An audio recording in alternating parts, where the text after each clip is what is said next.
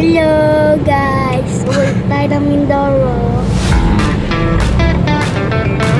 Mama, si Maria. So ayun na nga guys, dahil si Mana Santa ngayon ay nagpasya muna kami magbakasyon sa Mindoro.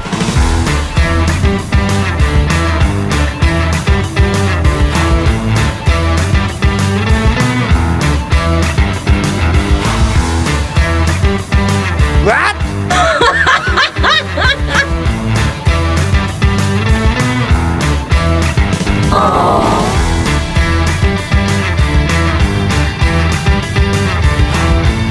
Medyo napaga nga kami yung dating sa terminal ng bus, kaya naglakad-lakad muna kami para maghanap ng pagkain.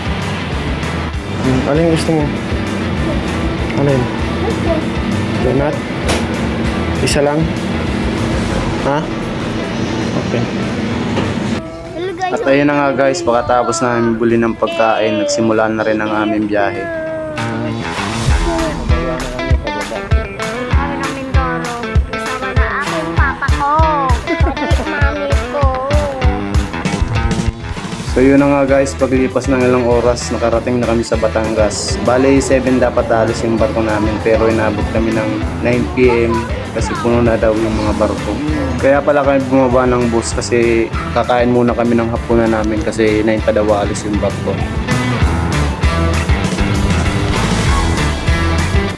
So hindi pala nakakaalam guys, ganyan yung sitwasyon ng mga sasakyan pag sasakay ng barko. Yan, nakapila rin sila. At ito na nga guys yung pwesto namin ng kakainan namin ng aming hapunan.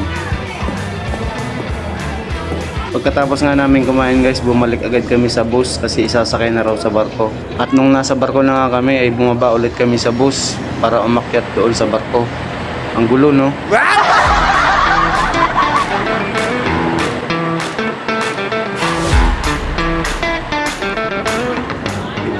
Ganito naman guys ang itsura sa loob ng barko. Yan, puro upuan. Ganito naman yung view sa labas guys. Yan, nakikita nyo may mga katabi pang barko. Pagkatapos nga ng ilang minuto guys ng paghihintay, ayun, umandar na ang aming barko.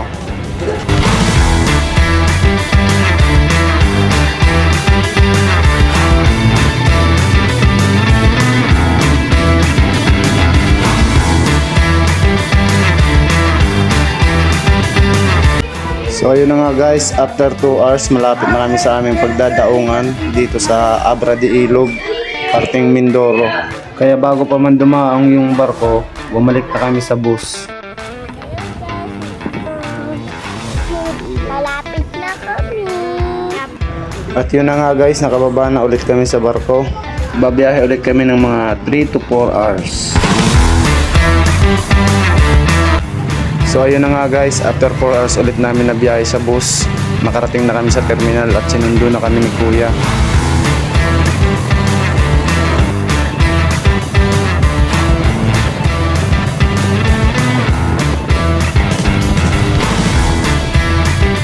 At ayun guys, at exactly 5 AM, nakarating din kami sa bahay ng ligtas. Thank you Lord.